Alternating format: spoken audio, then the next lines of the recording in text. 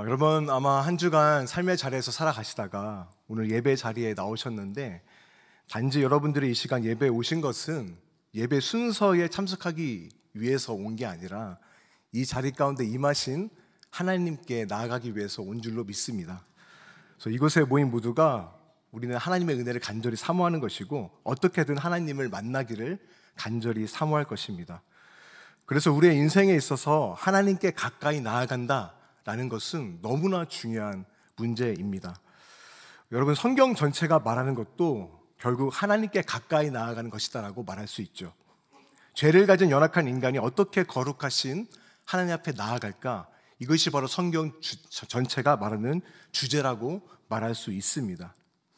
그런데 성경을 보게 되면 우리가 당혹스러운 부분에 맞닥뜨리게 되는데, 그것은 바로 하나님께 가까이 나아가는 게 이게 결코 쉽지 않다는 것이죠. 심지어 위험하기까지 합니다.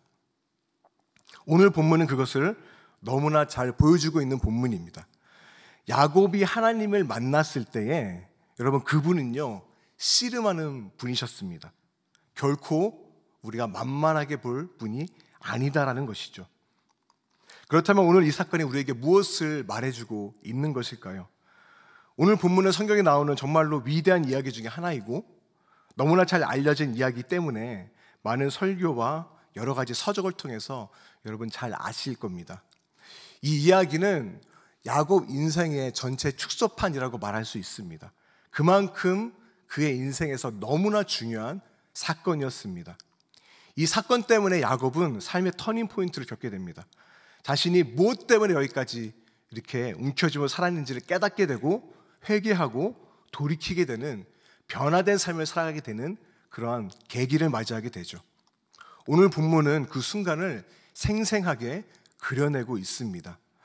바라기는 오늘 야곱의 이 씨름을 통해서 여러분 각자의 삶에 씨름이 있을 텐데 그 가운데 하나님께서 말씀하시고 또 보여주시고 또 새롭게 깨달아지는 은혜가 있기를 주님의 이름으로 축복합니다.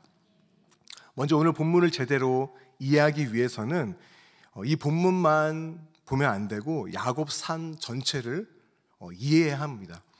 근데 오늘 모든 야곱의 삶을 다루기에는 시간이 짧기 때문에 제가 요약해서 짧게 전해드리도록 하겠습니다. 그리고 난 후에 어떻게 해야 우리 삶에 적용할지에 대해서 몇 가지 나누도록 하겠습니다. 여러분, 야곱을 이해하려면 먼저 그의 아버지 이삭을 우리는 알아야 합니다.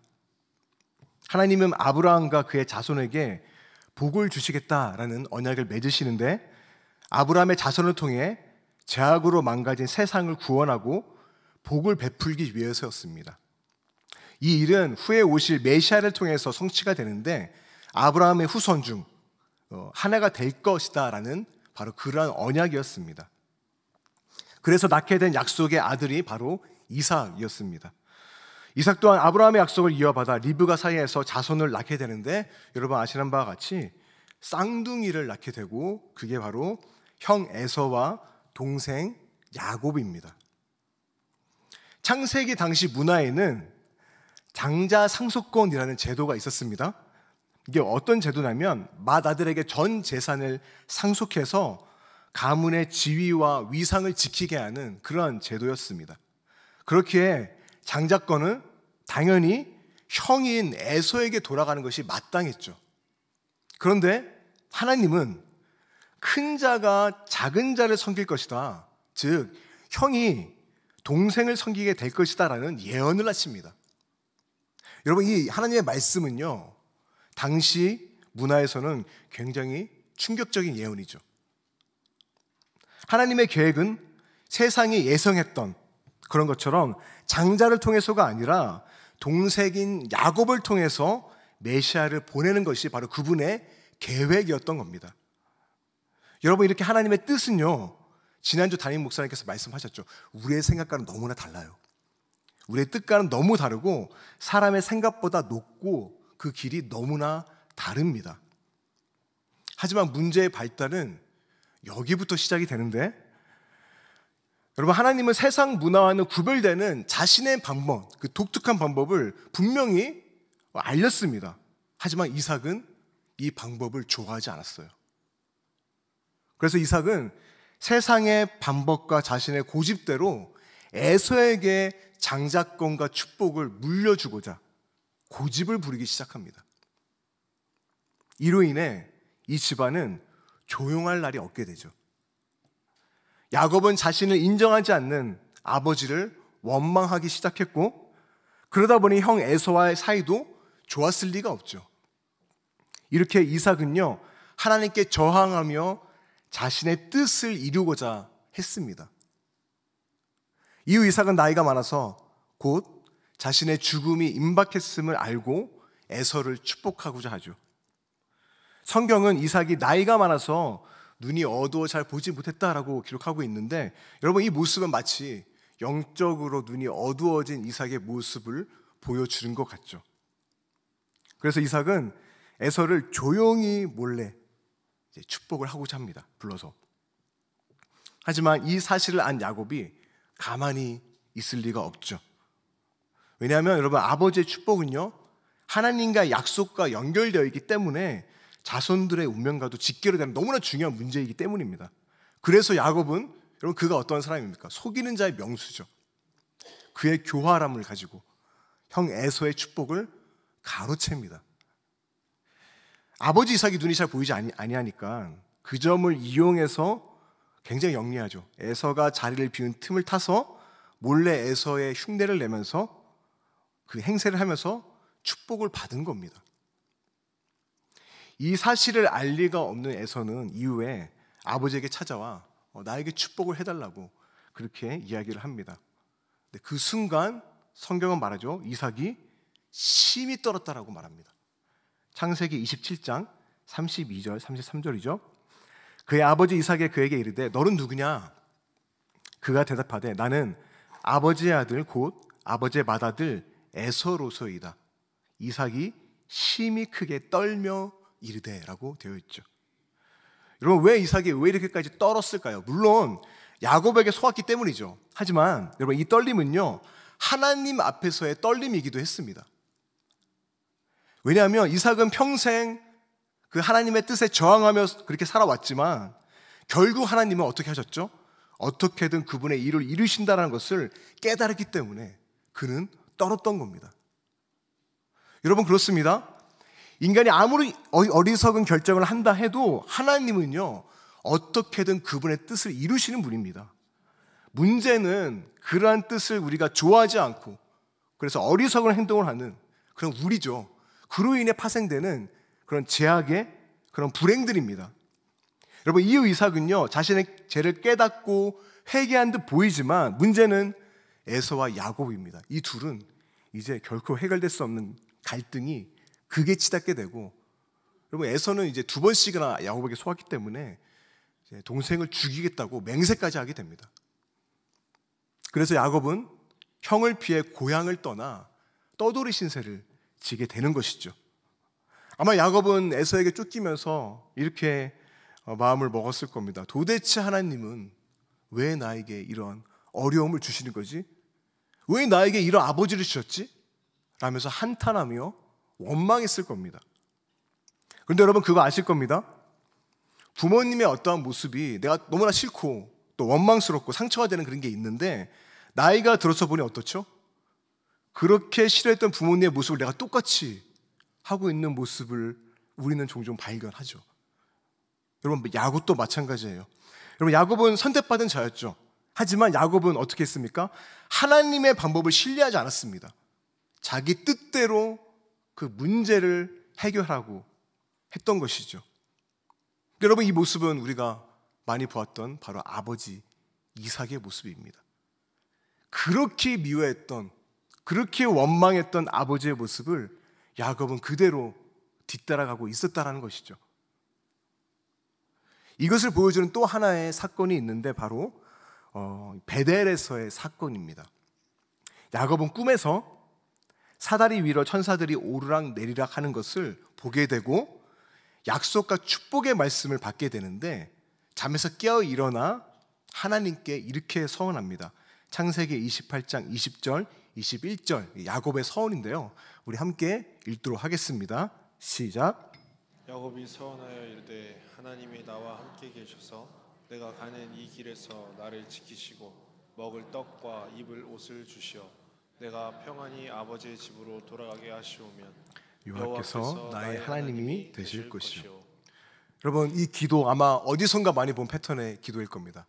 하나님, 내가 나에게 이렇게 해주시면, 이 문제만 해결되면 내가 이렇게 하겠습니다라는 거래적 기도죠. 하나님, 내 인생이 왜 이렇게까지 꼬였을까요? 나는 선택받은 사람이 되어야 하고 땅도 물려받아야 되는데 나는 이제 도망자의 삶을 살아가고 있습니다. 과연 저는 언제 제가 원하는 삶을 살아갈 수 있는 걸까요? 이 어려움을 하나님 해결해 주신다면 당신을 내 하나님으로 모시고 섬기겠습니다. 여러분 어떻습니까? 여러분은 이러한 기도를 한 적이 없으십니까? 이렇게 해주시면 하나님 내가 이렇게 하겠습니다라는 거래. 이 말은 언뜻 기도이고 신앙적으로 들리지만 그 마음의 깊은 동기는 어디에 있죠? 지금 내 삶 가운데 하나님보다 더 중요하고 영광스럽게 여기는 그 무언가, 우상이 있다는 것이죠. 그것을 가지고 거래하는 기도입니다. 여러분, 야곱은 여전히 자신의 목적과 꿈이 더 중요했어요. 그래서 하나님을 끌어와 이용하려고 하는 겁니다.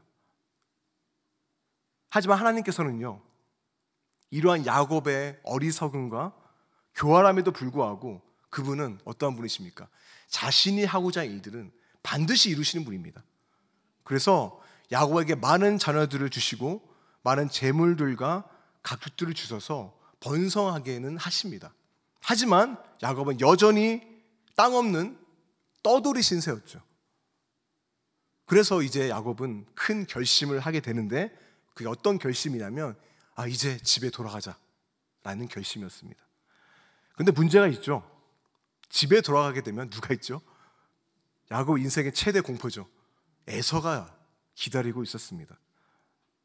아니나 다를까 형 에서가 400명의 군대를 끌고 오고 있다는 소식을 들은 야곱은요, 심히 두렵고 마음이 답답했다라고 성경은 기록하고 있습니다. 언젠가는 그의 인생에서 막다들어야 될 것을 알았지만 이렇게까지 일이 안 풀리고 최악으로 치달을지 몰랐기 때문입니다. 너무나 두려웠어요. 하지만 안타까운 것은 이러한 상황에서 마음을 차리고 하나님을 붙들었으면 좋았을 텐데 여전히 야곱은요, 신앙보다는 자신의 잔머리를 의지합니다. 물론 32장 보게 되면 야곱의 기도가 나오기는 합니다. 하지만 그는 여전히 자신의 계획을 의지합니다. 32장에 보게 되면 야곱의 치밀하고도 계산적인 계획이 나오는데요, 야곱은 먼저 자기와 함께 있는 사람들을 두 무리로 나눕니다. 그 이유가 뭐냐면 에서가 한 무리를 공격하면 다른 무리라도 도망쳐 살라는 그런 속셈이었던 것이죠. 두 번째, 야곱은요, 뇌물 작전을 펼치는데 13절부터 17절에 나와 있습니다. 수백 마리와 염소, 양, 소를 준비해서 여러 대로 나눠서 에서에게 다 보내지 않습니다. 하나씩 보내서 화를 조금씩 풀게 만드는 겁니다. 그래서 이거는 야곱이 에서에게 드린 선물이고 야곱은 맨 뒤에 오고 있다라는 말을 전하도록 합니다. 굉장히 영리하죠. 굉장히 그럴듯합니다. 그래서 분노를 누그러뜨려는 치밀한 전략, 그게 바로 야곱의 그런 잔머리였던 것이죠. 여러분 보십시오. 야곱은 지금 하나님 말을 온전히 신뢰하기보다는 자신이 할 수 있는 모든 카드를 다 쓰고 있는 겁니다. 이것은 마치 그런 것 같습니다. 야곱이 두 무리로 나누었듯이 야곱은 어느 하나에 자신의 그 모든 것을 신뢰하지 않죠. 완전히 내맡기지 않습니다. 항상 두 마음이죠. 그러니까 하나님을 이용하는 카드도 있고 자신의 문제로 자신의 깨를 사용하는 카드, 그 모두를 사용하고 있는 겁니다. 이 두 개 중 하나는 되겠지. 여러분 어떻습니까? 야곱은 믿음의 선조지만 이 모습은 오늘 우리의 모습을 보는 것 같아서 너무나 당황스럽죠. 야곱은 여전히 두 마음을 품고 하나님을 온전히 신뢰하지 못하고 있는 것입니다. 자, 이제 오늘 본문에 오게 되었는데 이제 야곱은 날이 새면 형 에서를 만나야 됩니다. 형을 만날 모든 준비를 마쳤지만 20년 전 자신이 저질렀던 그 일을 생각하니까 여러분 잠이 올 리가 없죠. 아마 형이 나를 보면 가만히 두지 않을 거야.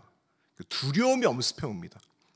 그래서 야곱은 밤에 일어나 가족들을 먼저 보내게 되는데 오늘 본문이죠. 밤에 일어나 두 아내와 두 여종과 11 아들을 인도하여 야복 나루를 건널세 그들을 인도하여 시내를 건너가게 하며 그의 소유도 건너가게 하고 야곱은 홀로 남았다라고 말하고 있습니다.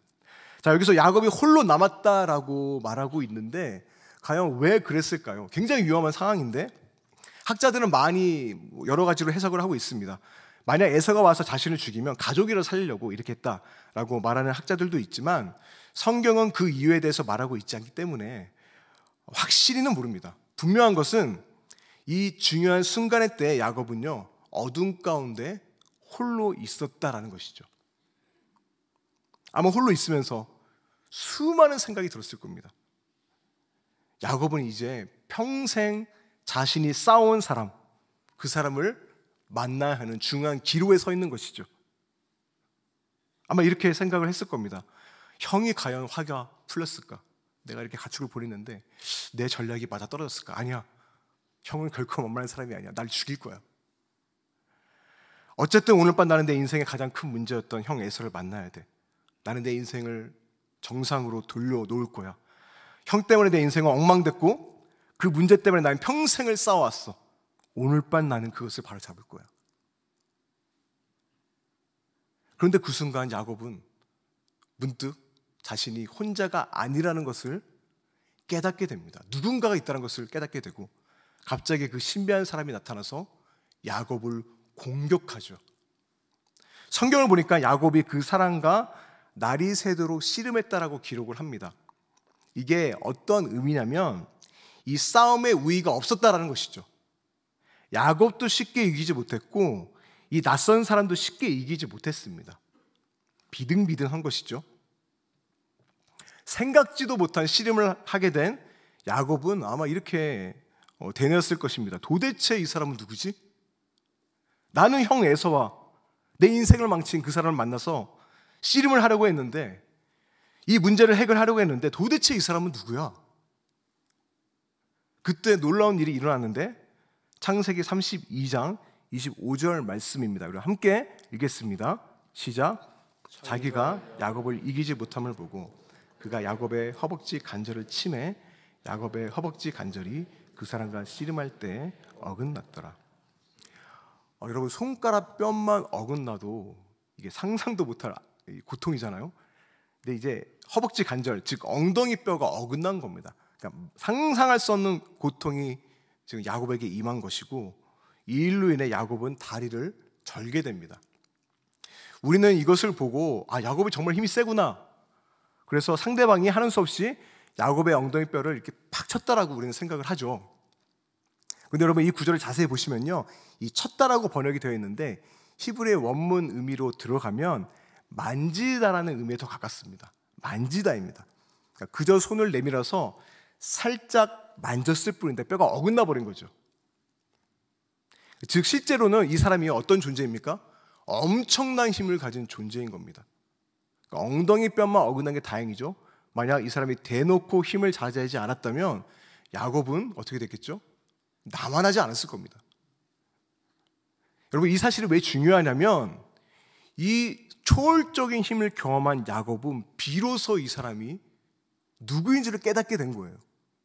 그가 고백했죠. 하나님과 대면하여 나는 씨름을 했다. 하나님이었던 겁니다. 이 순간이 여러분 야곱 인생의 최대 클라이막스인데 하나님을 대면한 야곱은 자신의 진짜 문제가 무엇인지를 비로소 깨닫게 됩니다. 그리고 근본적으로 삶의 변화가 되는 계기를 맞이하게 됩니다. 여러분 우리도 마찬가지예요. 스스로는 우리가 알 수 없죠. 우리는 스스로 변할 수 없는 자들입니다. 무언가가 우리 삶에 개입하지 않는 이상 여러분 우리는 스스로 변할 수 없는 고집스러운 존재라는 거 여러분 이미 여러분 자신을 보면 잘 아실 겁니다. 그것이 비록 삶 가운데 일어나는 뼈가 어긋나는 고통일지라도 그러한 개입이 없이는 우리는 절대 변하지 않아요. 우리의 고집은 절대 꺾이지 않습니다. 여러분 야곱을 보십시오. 야곱은 패배했고 이 싸움은 끝났습니다. 하지만 계속해서 그 사람을 붙들고 늘어지죠. 왜 그런 걸까요? 야곱은 말합니다. 나는 당신의 축복을 원합니다. 당신의 이름을 알려주십시오. 야곱은 이제 자신의 뜻과 고집을 내려놓고, 아니 꺾인 거죠. 이제 하나님을 붙들기 시작합니다. 야곱은 지금까지 자신의 인생에서 가장 큰 문제는 에서라고 생각을 했어요. 그래서 형과 씨름했고 아버지와 씨름을 했지만 평생 동안 씨름한 대상이 누구였습니까? 바로 하나님이었던 겁니다. 하나님께서 저를 은혜로 선택하셨는데 저는 하나님을 신뢰하지 않았습니다. 내 방법대로 내 인생을 움켜쥐려 했습니다. 왜 저에게 이런 아버지를 주셨나며 원망하며 하나님과 씨름했고, 남을 속이며 하나님과 씨름했고, 내 뜻대로 하나님을 움직이려 했습니다. 이제 하나님, 저는 알겠습니다. 제 인생의 진짜 문제가 무엇인지를 알았습니다. 저는 패배했고 당신 앞에 항복합니다. 이제 저는 세상의 복이 아니라 하늘의 복을 구하겠습니다. 당신의 주권 앞에 엎드리겠습니다. 이제 저는 하나님과 싸우는 것을 멈추고 하나님을 위해 싸우겠습니다. 여러분, 야곱은 변했죠.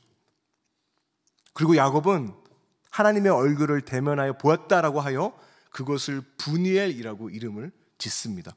30절이죠.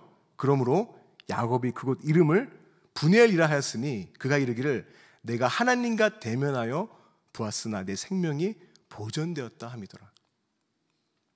여러분, 여기까지가 오늘 본문의 내용인데요, 저는 오늘 이 이야기를 통해서 우리 삶 속에 적용하고자 하는 점을 몇 가지 나누도록 하겠습니다. 첫 번째는, 우리가 씨름하고 있는 인생의 가장 큰 문제는 사실은요, 하나님과의 씨름일 수 있다는 겁니다.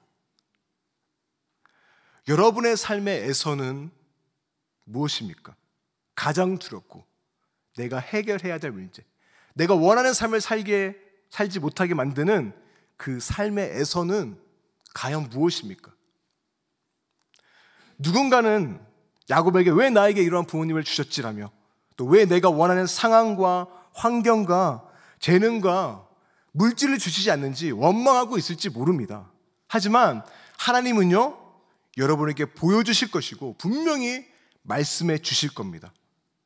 여러분이 안고 있는 삶의 씨름의 문제는요, 실제로는요, 하나님께 저항하며 씨름하고 있는 겁니다.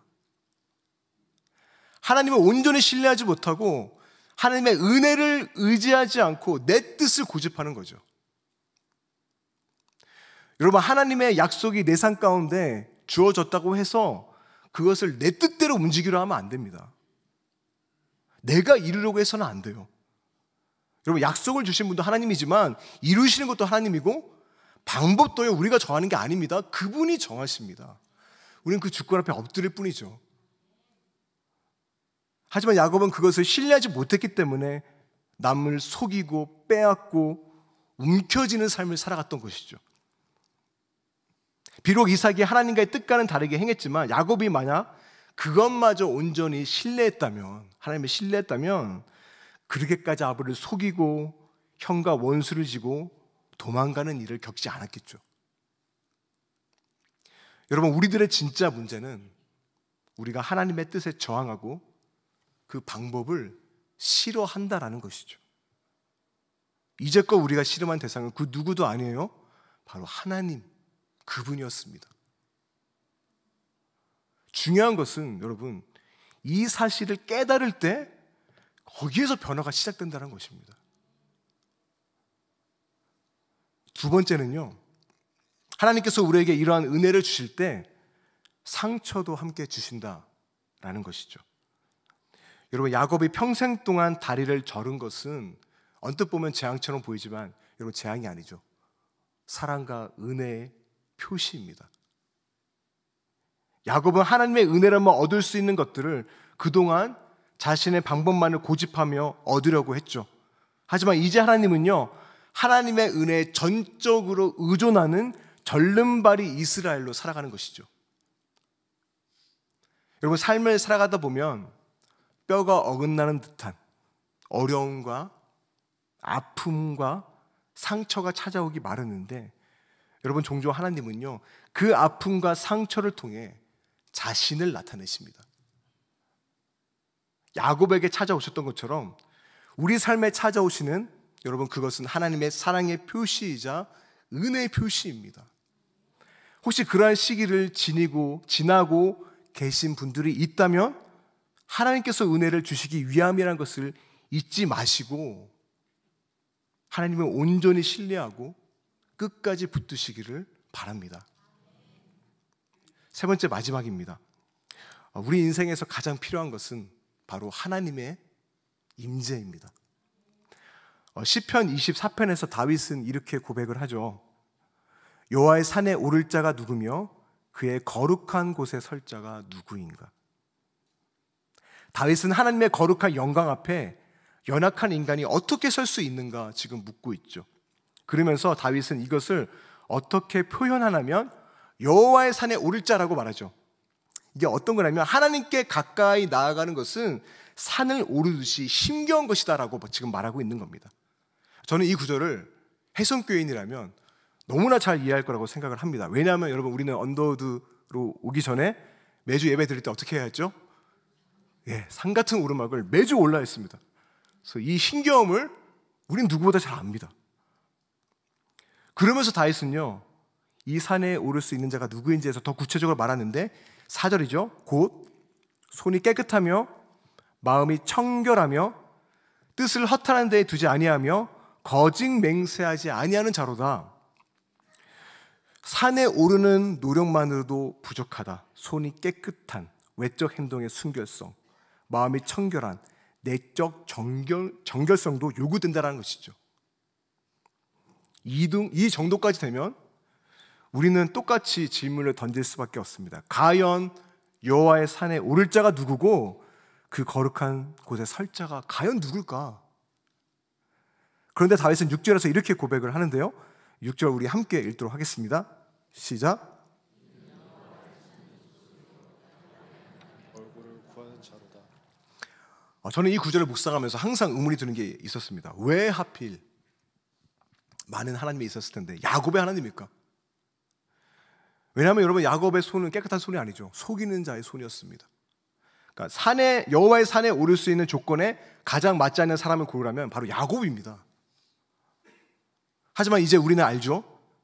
그는 하나님을 대면한 이유로 내게 축복하지 아니하면 가게 하지 아니하겠나이다 라면서 하나님의 얼굴을, 하나님의 임재를 전심으로 구한 사람으로 변화가 됐다는 것을 이제 우리는 압니다.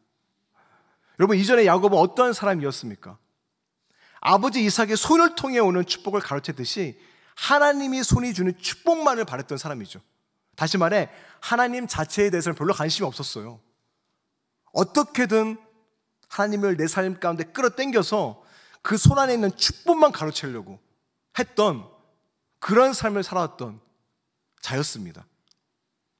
하지만 이제 야곱은 자신의 죄를 뉘우치고 자신의 삶의 문제를 깨닫고 모든 우상, 나의 꿈과 뜻마저 다 버리고 오직 하나님의 손이 아니라 하나님의 얼굴을 구하기 시작한 것입니다. 사랑하는 성도 여러분, 여러분은 지금 하나님의 손을 구하고 있습니까? 아니면 하나님의 얼굴을 구하고 있습니까? 어제 청년부 동계 수련회가 깨끗한 손, 순전한 마음 주옵소서라는 주제로 은혜 가운데 잘 마쳤는데요. 수련회를 준비하면서 함께 첫 번째 된 기도 제목이 이런 기도 제목이었습니다. 청년들이 자신의 뜻과 꿈을 이루는 것보다 하나님을 더 사랑하는 정결한 예배자로 서게 하여 주옵소서. 이전에 움켜쥐던 야곱이 아니라 하나님의 얼굴을 구하는 족속, 즉 하나님의 얼굴을 구하는 세대로 하나님 이들을 일으켜 주옵소서라는 기도 제목이었습니다. 그러면서 기도했던 것은 정말 이들이 하나님의 임재가 가득한 예배를 경험했으면 좋겠다. 각자에게 분별이 되었으면 좋겠다. 많은 것을 구하지 않더라도 하나님 한 분만으로 충분한, 다윗이 고백했죠. 내가 바라는 거 단 한 가지가 있다면, 단 소원이 있다면 그것이 무엇이었습니까? 여호와의 집에 살면서 여호와의 아름다움을 바라보는 것이다. 하나님의 임재를 구하고 하나님을 예배하는 것이 단 한 가지의 소원이라고 다윗은 말했습니다. 그렇게 고백할 수 있었으면, 그런 예배를 경험할 수 있었으면 좋겠다라는 마음이었습니다. 근데 그제 금요 비전 기도회 때 담임 목사님께서 말씀으로 우리 청년들에게 도전을 해주시고 이후에 찬양하고 기도하는 것 가운데 제가 청년들에게 그러한 얘기를 도전을 했습니다. 살아가면서 잊혀지지 않는 단 한 번의 예배가 있을 텐데 나는 오늘 밤 예배가 그 예배가 됐으면 좋겠다 라고 도전을 했습니다. 감사한 것은 성도들이 함께 기도해 주신 덕분에 하나님께서 그 시간을 허락해 주셨어요. 제가 찬양 인도를 굉장히 오랫동안 했는데 찬양을 인도하면서 제가 가장 꿈꾸는 그 순간이 어떤 순간이냐면 찬양 인도가 필요 없는 순간입니다. 그러니까 찬양 인도자가 없어도 되는 순간이죠. 모두가 하나님의 임재와 아름다움에 사로잡혀서 멘트나 인도가 필요 없죠. 특별히 무엇을 하지 않아도 충분해요. 아무리 찬양하고 예배해도 시간 가는 줄 모르는 그 순간, 그것을 항상 갈망하는데 지난 금요일 시간이 그러한 시간이었습니다. 그러니까 12시가 넘도록 계속 찬양하고 기도했는데 시간 가는 줄을 모르겠더라고요. 제가 뭐 손을 드세요, 박수를 치세요 말 하나도 안 했습니다. 그냥 찬양하다 문득 보니까 모두의 손이 하나님께 향해 올려져 있었고 모두가 박수치며 하나님께 영광을 올려드리는 모습이었습니다. 특별히 무엇을 가지고 간구한 것도 아니었어요. 그냥 하나님 예배하는 것 그 하나로 충분했습니다. 전 그때 깨달았던 것 같아요. 왜 다윗이 그토록 하나님의 임재를 갈망했는지. 여러분 다윗의 삶도 야곱 못지않게 굉장한 삶이었잖아요. 얼마나 기도 제목을 아마 적으라 했으면 삶의 어떤 상황의 문제들은 엄청 많았을 겁니다. 근데 한 가지를 구해라고 했는데 그게 뭐냐면 하나님을 예배하는 것, 성전에서 그 아름다움에 사로잡히는 것. 다윗은 하나님의 임재를 구했습니다. 그게 이해가 되더라고요. 바라기는 해성교회에서 드려지는 모든 예배가 그렇게 하나님의 얼굴을 구하는 예배가 되기를 소망합니다. 올해 우리 교회는 예배와 전도에 힘쓰는 해로 정해서 달려나가고 있는데 전도면 전도지 왜 예배와 전도냐라고 생각하실 수 있는데 여러분 이유가 있습니다. 여러분 전도도요 결국 예배의 넘쳐남입니다. 하나님의 임재가 가득하면 전하지 않고는 못 배기거든요. 그러게 여러분 우리는 이 이야기를 통해서 주일 예배로 만족하는 자들이 되면 안 됩니다. 삶의 자리에 가서 하나님의 얼굴을 계속해서 구하시기를 바랍니다. 여러분 여호와의 산에 오르는 노력을 주일만 하면 안 돼요. 계속해서 우리는 멈추지 말아야 합니다. 그래서 여러분 수요예배도 나오시고요 금요 비전 기도에 자리 꽉 채워야죠. 여러분 야곱처럼 끊임없이 씨름해야 됩니다. 하나님의 얼굴을 구해야죠. 기도하고 우리는 예배해야 합니다. 그렇게 우리가 하나님보다 귀하게 여겼던 나의 뜻과 나의 모든 빗나간 소망을 버리고 하나님만을 온전히 붙들고 그 임재를 간절히 붙들 때에 놀라운 변화의 역사가 일어날 줄로 믿습니다. 형의 발 뒤꿈치를 붙잡고 태어나 평생 움켜쥐는 삶을 살았던 야곱이었지만 브니엘에서 하나님을 만난 이후로 평생 하나님을 붙드는 삶을 살아갔듯이 하나님을 더 알기를 원하고 하나님을 더 깊이 사랑하고 하나님의 얼굴을 끊임없이 구하는 저와 여러분들 되시기를 주님의 이름으로 축복합니다.